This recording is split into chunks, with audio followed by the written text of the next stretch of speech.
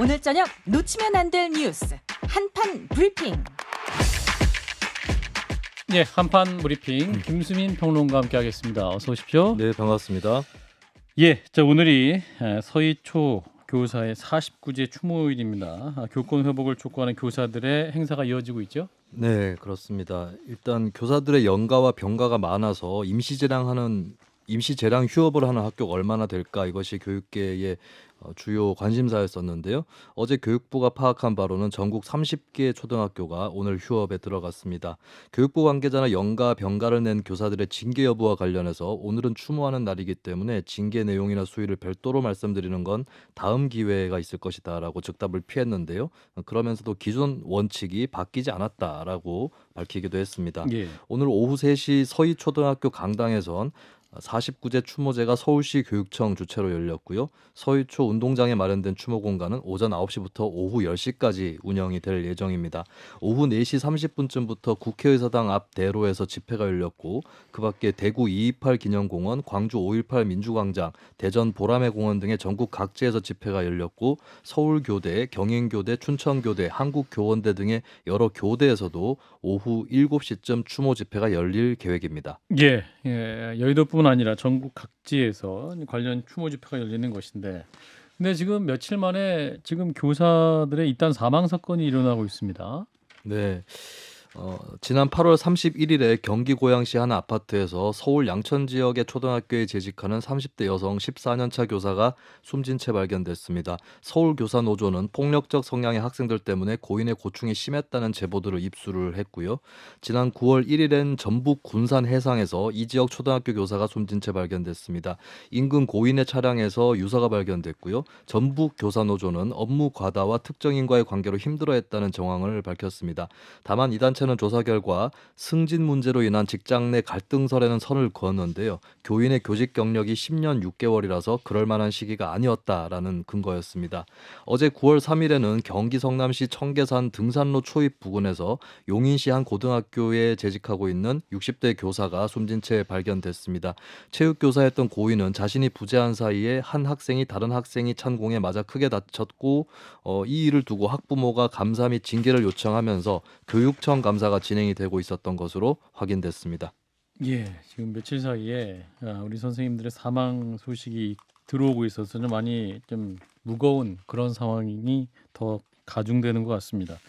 자, 여기서 오늘 추모 집회에 참여한 교사 한 분을 연결해서 말씀 듣겠습니다. 교사가 말하는 교사, 교사가 꿈꾸는 교사라는 책의 저자이기도 한 마장중학교 권재원 선생님을 연결합니다. 선생님 나와 계시죠? 예, 안녕하세요. 예, 이 며칠 사이에 또 비극적인 사건들이 계속 나와서 집회 분위기는 더 무거워졌을 것 같습니다. 선생님 현장 지금 어떤가요? 지금은 이제 집회가 다 끝났습니다. 아, 그런가요? 예, 집회가 다 끝났고, 음흠. 분위기는 슬프지만 그렇다고 이렇게 막 격앙되거나 그런 분위기는 아니고요. 음흠. 아무래도 선생님들이 평생 감정 노동에 시달려온 분들이라 예. 감정 컨트롤을 잘 하십니다. 무지개도 떴고요. 예. 그 현장에 출동했던 경찰들은 정말 우리 선생님들이 집회를 깨끗하게 산무 정말 열심히 그리고 깨끗하게 잘하셔서 다시 오고 싶다 뭐 이런 뉴스가 나올 정도로 그런 뉴스가 네. 있었는데, 선생님 그 집회를 어디서 하셨던 겁니까? 저는 이제 여의도인. 아, 여의도요? 국회 예, 앞에. 예. 예. 이제 근데 오늘 보면 재량유업을 한 학교가 그렇게 많지는 않은 것 같습니다. 교육부의 엄벌 방침 때문인 것이냐 뭐 이런 질문도 많이 하시던데 어떻습니까? 현장에서 느끼시기에? 이 재량협은 이제 학교장이 이제 결단을 해야 되거든요. 예. 근데 이게 해임, 파면 막 이런 말이 나오니까 쉽지가 않았을 거고요. 또 예. 선생님들이 교장 선생님들로 너 해임, 파면 각오해라라고 이렇게 등을 떠밀 수는 없지 않습니까? 예, 예. 예, 그래서 이제 학교 사정에 따라서 적절히 이게 타협을 해서 뭐 조퇴를 한다거나 뭐 학교를 조금 빨리 끝낸다거나 등등 여러 가지 방법을 썼던 걸로 알고 있습니다. 그 어떤 교장 선생님은 진짜로 또 이렇게 재량 휴업을 한 학교가 있더군요. 그럼 그런 교장 선생님 같은 경우는 정말 다 각오를 하신 그런 상황인 겁니까? 예, 각오를 하신 거죠. 그렇군요. 선생님은 어떻게 참여하신 겁니까? 연가를 내시고 참여하셨습니까? 저는 이제 수업하고 좀 먼저 조퇴하고 나왔습니다. 아하, 그러시군요. 이 교장 선생님이 이게 완강하게 맞거나 그러시지 않는 분이라서 또 부담을 또 덜 드리고 싶었어요, 저도. 예. 근데 이제 교육부 방침이 또 워낙 세다 보니까 이 재량 휴업 관련해서 이제 지역 교육청 그러니까 교육감이 할 수 있는 역할은 없는 것인가 이런 질문도 많이 하시거든요. 엄밀히 말하면 이제 교육감님이 하셔야 될 일이 이제 항의를 하는 겁니다. 상의? 예, 항의를 해야 되는 게 항의. 원래 재량휴업, 예, 항의, 예. 예. 이 재량휴업의 이 재량이 학교장 재량이거든요. 예.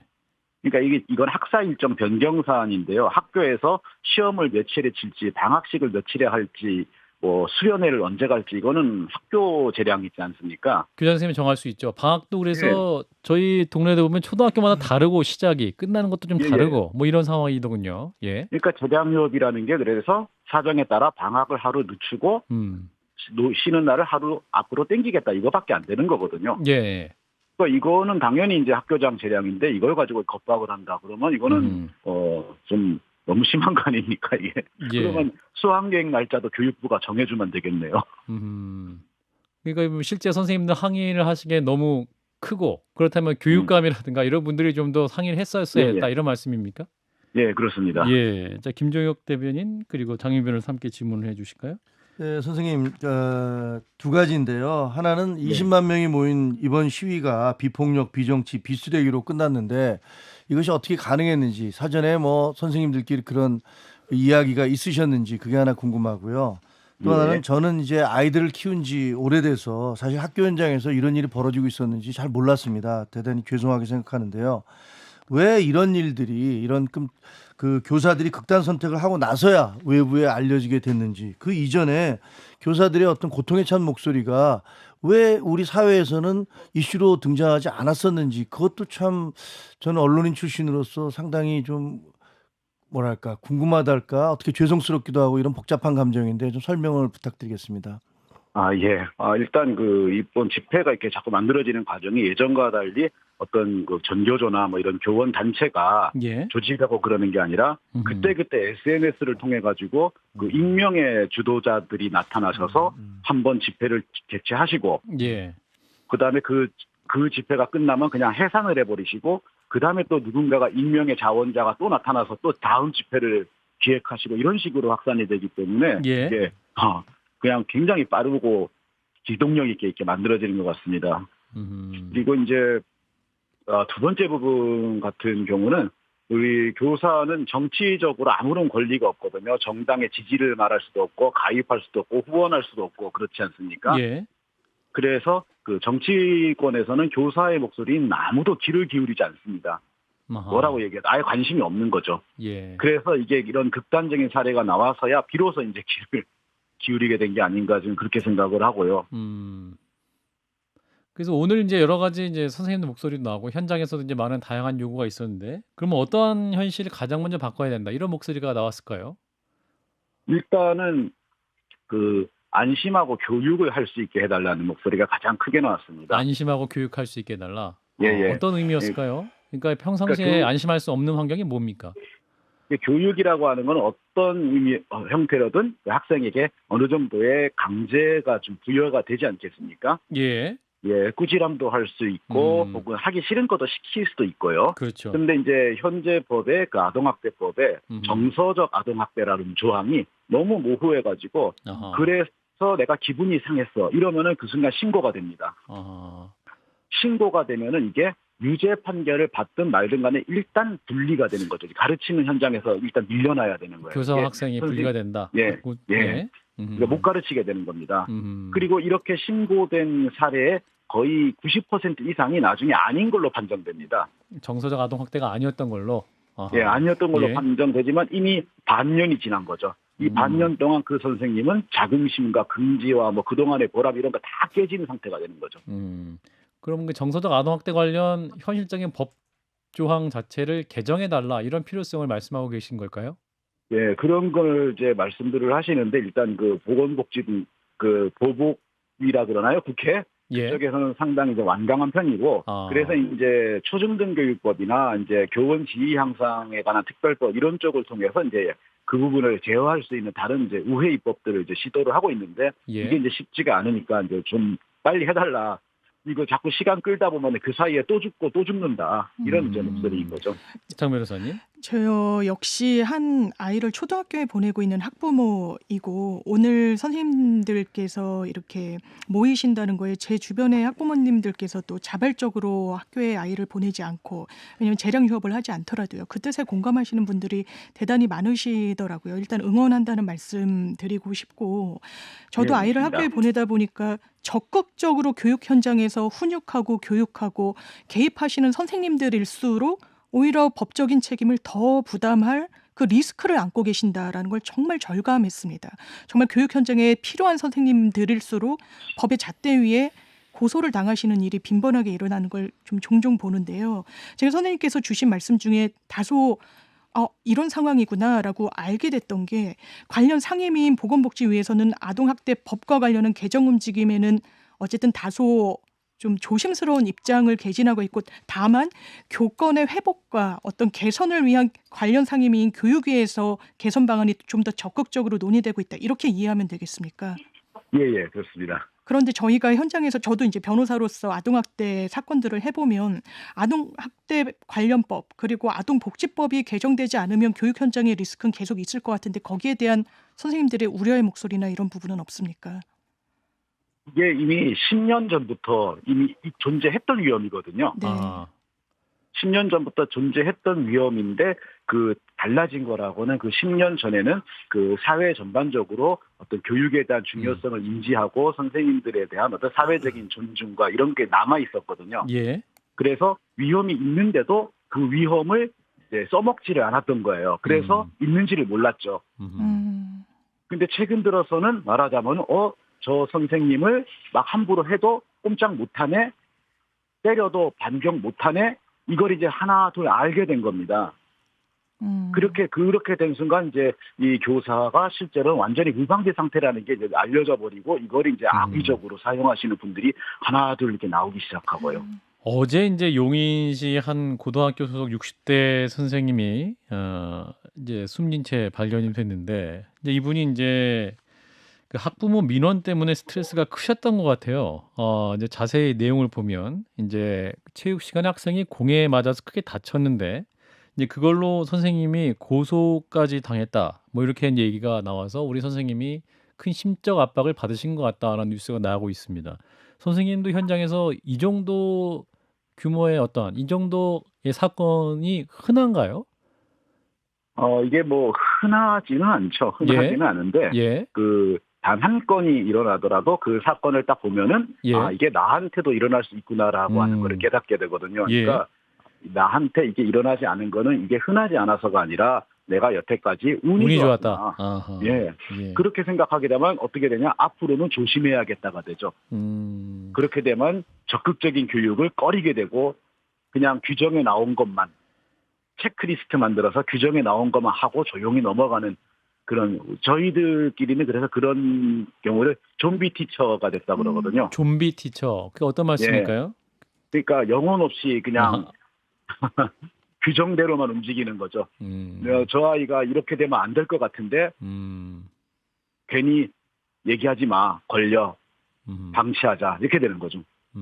뭔가 현장에서 의혹을 내고 싶으셔도 혹여나 또 어떤 소송의 빌미나 어떤 그런 것이 될까봐 그냥 목소리를 내는 걸 참으신다. 그런 의미에서 그렇죠. 좀비 티처가 되고 있다라는 말씀이네요. 예, 소울리스 티처라고 할까요? 그럼 좀. 예. 그때로는 그 선생님들이 그 지옥을 함께 겪고 있다 이런 말씀도 하시던데 그 지옥이라는 것은 선생님이 선생님처럼 할 수 없는 그런 현실을 말씀하는 걸까요? 이게 교직의 이제 특수성이 있는데요. 예. 그 교직은 수십만 명이 거의 비슷한 시기에 거의 비슷한 일을 동시에 수행하는 직종이거든요. 그렇죠. 다른 직종은 그렇지가 않잖아요. 비슷할 때 계약해서 비슷할 때 시험 치고 그러니까 어느 한 학교에서 어떤 끔찍한 일이 일어나면 그 순간 이게 다 감정이입이 되시고. 그냥 같은 우리 일이 되는 거죠. 이 트라우마가 이미 세월호 때 선생님들은 전부 빠져 죽었습니다. 그 상처가 아직도 남아 있거든요. 그런데 또 이런 일이 자꾸 생기고 나면은 이건 뭐 해결되지 않은 상태에서 이런 일이 계속 생기니까 지옥이죠. 예. 자, 오늘 집회를 통해서도 많은 국민들께서 선생님들의 아픔에서 공감을 하시는 것 같습니다. 마지막으로 오늘 집회를 통해 우리 선생님들이 또 한국 사회에 외치고 싶었던 외침의 핵심 무엇이었는지 짧게 듣고 마무리하겠습니다. 그 마음 제대로 교육을 자신 있게 할 수 있게 해달라. 저는 무조건 뭐 면책을 해달라 이런 건 아니고요. 예. 교육을 교육답게 할 수 있는 것을 다른 어떤 이상한 법적인 그 미비점, 법적인 모순 때문에 그 못하게 하지 말아달라. 그다음에 두 번째는 교육은 둘째치고 일단 그 기본적인 인권, 생존권은 보장해달라. 그리고 관리자, 교육청, 교육부 같이 이제 그 매니지먼트를 해야 되는 그 자리에 계신 분들은 이런 교사들이 교육을 마음껏 할 때 발생하는 여러 가지 위험에 대해서 좀 이거를 컨트롤 해줄 수 있는 그런 역할을 좀 제대로 해달라 이런 이야기입니다. 예, 오늘 모이신 수많은 선생님들의 목소리, 바로 영혼이 있는 교사가 되고 싶다라는 호소가 아니었나 싶습니다. 선생님 말씀 잘 들었습니다. 예, 고맙습니다. 네, 마장중학교의 권재원 선생님이었습니다. 이제 현장 목소리 잠깐 들으셨는데 짧게 말씀드릴까요? 먼저 김정혁 대변인부터. 아니 저는 그 지난번에도 뭐 말씀드렸던 것 같은데 실제로 저 지역에 있는 고등학교 교장 선생님들 이렇게 돌아가면서 만나고 있는데요. 거의 그런 얘기 하시더라고요. 애가 자고 있는데 교사가 흔들어 깨우면 학생의 휴식권을 침해했다고 부모가 항의가 오고 문제를 제기하고 그다음에 아까 얘기했던 대로 정서적 아동학대. 야, 너 그거 왜 그래라고 심하게 소리치거나 그러면 우리 애가 상처받았다. 정서적으로 상처받았다라면서 학교에 항의가 오고 그러면 심지어 소송하는 사람도 있답니다. 그래서 얼마 전에 그 고등학교 교장 선생님이 정년 퇴직을 하는 자리에 갔어요. 여러 명의 교장 선생님들이 계셨어요. 그래서 제가 선생님 그동안에 몇십 년 동안 이제 교직하시고 물러나시는데 어떠세요? 정말 말 그대로 시원섭섭하세요? 그랬더니 섭섭한 건 없고요. 그냥 시원합니다. 교장 선생님 그러시더라고요. 그러면서 정말 학교가 큰일 났습니다라는 얘기를 쭉 하시더라고요. 제가 그걸 보면서 근데 이거 학생 인권조례 막 강조하고 아동학대법 강조하면서 교사들을 아까 저 선생님이 말씀하신 대로 지옥으로 만들어 놓은 거 이거 민주당과 정교조가 앞장서서 그랬던 거 아닙니까? 그래서 그런 부분인데 저는 이번 시위에서 조희연 교육감님이 제일 앞장서서 하시고 49제 추모제도 서울교육청이 뭐 주관을 했다고 그래서 좀 생뚱맞은 생각이 들긴 하더라고요. 뭐 제일 먼저 반성하셔야 될 분 아닌가? 그렇다고 해서 교육부가 저는 그 우리 당 얘기하면 정부 여당에서 교육부도 문제가 있다고 생각합니다. 아니 교사들이 그런 얼마나 아우성과 고통 속에서 그런 얘기가 나오는데 거기다 대고 무슨 엄벌을 하겠다느니 뭐 이런 식의 얘기를 하는 게 과연 뭐 제대로 된 그 대응인 건지 이분들이 도대체 교사 현장에 대해서 이걸 바꿔나갈 생각이 있는 건지 아니면 여전히 교육부가 지금까지 해왔던 대로 우리는 지휘 명령하는 사람들이고 너희들은 따라야 돼 라는 식의 이건 정권과 관계없이 이런 교육부의 관료주의는 여전하구나. 그래서 저는 일종의 분노감을 많이 느낍니다. 예, 장 변호사님. 사실 선생님들은 다른 대안이 없었던 것 같습니다. 지금 잇따라서 극단적인 선택을 하는 선생님들이 계세요. 그 맥락을 들여다보면 학부모로부터 고소를 당하고 감사 청구를 당하고 여러 애로점이 있었던 겁니다. 이거 구조적인 문제가 있기 때문에 분명히 이 아동학대 저도 관련 소송을 해보면 대단히 포괄적으로 돼 있다는 문제의식을 갖게 됩니다. 이번 계기에 교육 현장에서 뭔가 위험 부담을 교사 선생님들께 떠안겨서는 안 된다는 생각이 들고요. 교육부에서 오늘 모임을 사실상 불법 파업이라고 얘기를 했죠. 해임, 파면, 운운했습니다. 전 그렇게 징계하면 안 된다라고 생각합니다. 선생님들께서 이번 선택지 말고는 다른 창구를 갖고 계시지 못하다는 생각이 들어요. 그렇다면 그리고 초등급 초중등 교육 시행령을 보더라도 재량으로 휴업할 수 있는 권한이 학교장한테 부여가 돼 있거든요. 그 제도를 활용한 건데 불법 파업이라뇨. 그렇게 판단하면 안 되고 설사 그런 징계를 하시기를 생각했다면 철회하시기 바랍니다. 예, 일단 여기까지 다루고요. 국방부 얘기를 좀 해보겠습니다. 대통령이 오늘 국가안보실 2차장과 국방비서관을 동시 교체하는 방안 검토 중인 걸로 알려졌는데 이게 한미동맹 보좌기능 강화 차원이다 이렇게 밝히고 있습니다만 또 야당에서는 최상병 사건 꼬리 자르기다 이런 주장이 나오고 있군요. 네, 교체 대상으로 거론된 인사는 국가안보실의 임종득 안보실 2차장 그리고 임기훈 국방비서관입니다. 후임 안보실 2차장으로는 인성환 전 합동군사대 총장, 후임 국방비서관에는 최병호 국방부 방위정책관이 내정됐다고 알려졌고요. 예. 대통령실은 한미동맹과 연합군사훈련 보좌 기능을 강화하기 위한 차원이라고 설명을 했습니다. 인성환 전 총장은 한미연합작전 전문가로 정평이 났고 최병옥 정책관은 국방부 미국정책과에 근무하는 등 둘 다 미국통으로 꼽히는 인사인데요. 예. 반면에 민주당에서는 해병대 최상병 순직 사건 수사 외압 의혹과 관련된 꼬리 자르기다라는 주장이 나왔습니다.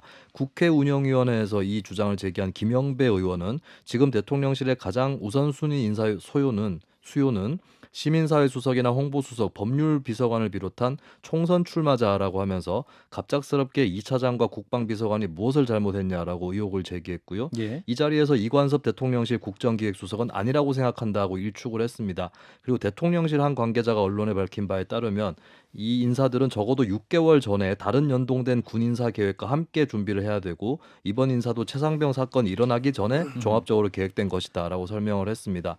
한편 이번 교체 대상이 된 임 차장의 경우는 차기 국방부 차관 후보자 등으로 인사 검증이 진행되고 있고 예. 현역 육군 소장인 임 비서관의 경우는 군 장성 인사기관에 맞춰서 군으로 복귀할 것이다라는 관측이 나오고 있습니다. 예. 자, 이런 가운데 항명 혐의를 받고 있는 박정훈 대령 오늘 수원 지방법원에 출석을 한 데 이어서 내일은 또 다시 국방부 검찰단에 출석을 하게 되는데 관련 공방도 계속되고 있는 거죠? 네, 해병대 수사단장이었던 박정훈 대령은 보직해임 효력 집행정지 신청을 했었는데요. 이와 관련해서 오늘 수원 지방법원에서 첫 신문이 열려서 박 대령이 참석을 했습니다. 법원 앞에는 고 이해람 중사의 모친 등 군 사망사고 유족들도 나타나서 박 대령을 응원하는 모습이었습니다. 내일 박 대령은 국방부 검찰단에 출석해 항명 혐의 관련 조사를 받고 9월 8일에는 박 대령이 유재현 국방부 법무관리관과 김동엽 국방부 검찰단장을 직권남용으로 고발한 것과 관련해 공수처의 고발인 조사가 진행될 예정입니다. 한편 박 대령 측의 김정민 변호사는 수사 외압 의혹 내용 중에서 일부의 내용이죠. 대통령이 경로했었다라는 설을 놓고 박 대령의 관련 녹취를 갖고 있을 것이라고 말하기도 했습니다.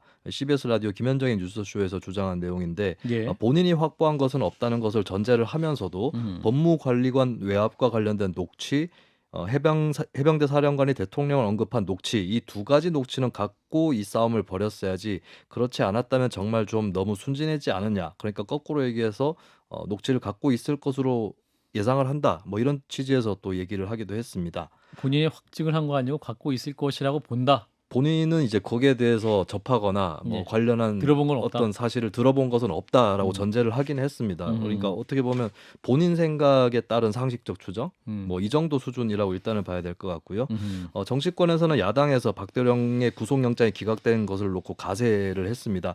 민주당 박광원 원내대표는 국방부 감찰단에 대한 탄핵이라고 표현하면서 특검을 피할 수 없는 사건으로 완전히 전환됐다는 주장을 했습니다. 예. 또 하나 이슈는 지금 홍범도 장군 흉상 이전 문제인데 여당 인사들은 이제 철거 의전에 힘을 싣고 있는 상황이고 반대하는 측에서는 문재인 전 대통령도 지금 이 논쟁에 뛰어들었네요. 네, 국민의힘 신원식 의원은 홍범도 장군이 무늬만 공산당원이었다는 주장은 근거가 없다면서 뼛속까지 빨간 공산당원으로 볼셰비키였다라고 주장했습니다. 그러면서 홍범도 장군이 자유시 참변 이후에 우리 고려 노동군중에게라는 문건을 발표하면서 가면 공산당원들을 적이라고 부른 대목을 근거로 들었고요. 아울러서 홍범도 장군 부고장에 레닌 스탈린당에 충직한 당원이라고 적힌 것도 근거로 들었습니다. 예. 반면에 문재인 전 대통령 어제 페이스북에 글을 올려 홍범도 장군의 공적을 강조하면서 흉상 철거는 역사를 왜곡하고 국군과 육사의 정통성과 정체성을 스스로 훼손하는 처사라고 비판했습니다. 그러면서 육사 차원에서 논의된 일이라 할지라도 이 정도 논란이 커졌으면 대통령실이 나서서 논란을 정리하는 것이 옳을 것이라고 촉구했습니다. 예. 여기에 대해서도 대통령실 반응이 오늘 오후에 나왔는데 전임 대통령이 지나치게 나서는 게 문제다 이렇게 말을 했네요. 네, 그렇습니다. 예. 일단 뭐 양 전현 정부 간의 전면전으로 다시 비화가 되는 그런 모양새입니다. 자, 국가안보실 인사 교체 배경 갖고 설왕설래가 있습니다. 임종득 안보실 2차장, 임기훈 국방비서관, 박정훈 대령 관련 된 것이다. 이렇게 볼 수 있을까요? 저는 뭐 내용을 아는 게 없어서 그쪽에서 일단 이관섭 기획수석이 말한 걸 아니다. 받아들일 수밖에 없거든요. 예. 근데 이것도 그냥 그 김영배 의원이 얘기한 것도 그냥 추정이잖아요. 네. 그럴 것이다라고 얘기하는 거는 양쪽에 다 추정에 근거해서 한 얘기여서 저는 뭐 어디 손을 들어주기가 참 그렇습니다. 근데 예. 저는 어쨌든 정부 여당의 이론이니까 당연히 이관섭 수석이 얘기한 대로 이건 그 장기적인 일정에 따라서 국방부 인사에 따라서 움직이는 거다라는 말을 신뢰할 수밖에 없죠. 문재인 전 대통령이 한마디 했는데 또 이제 현 대통령실도 한마디 했고 전임 나서는 게 더 문제다. 홍범도 장군 관련해서.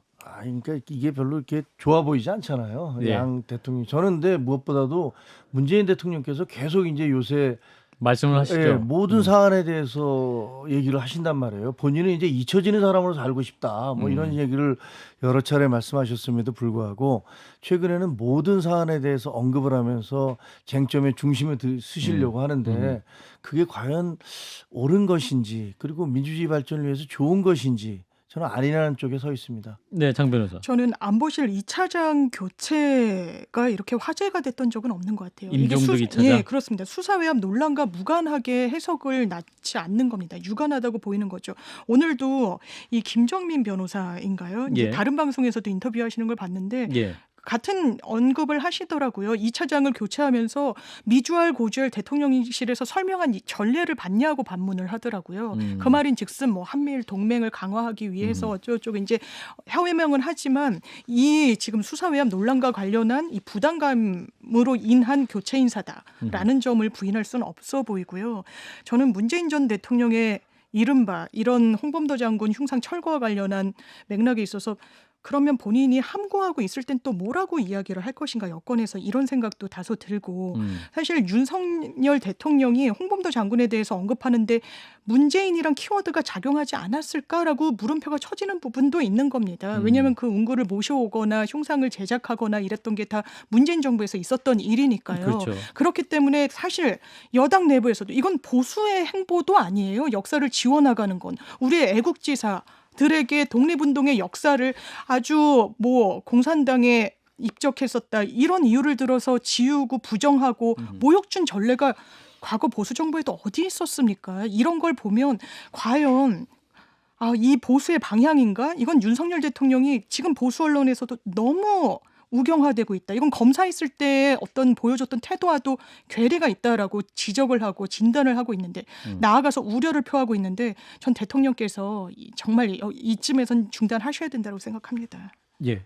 짧게. 일단 뭐 미주알 고주알 공격한다 이렇게 설명을 했다고 하시는데 대개 보면 후쿠시마 오염수에 대해서도 정부가 그게 뭐 이러이러한 근거로 해서 그 과학적으로 무해합니다. 그 큰 해가 없습니다라고 하면 거기에 대해서 너 당신 일본 대변이냐? 왜 그렇게 자세히 설명해? 이렇게 얘기를 하고 실질적으로 계속 공격을 받으니까 이런 부분에 대해서 우려 때문에 설명을 하면 미주알 고주알 설명하는 거 보니까 너 의심스럽다.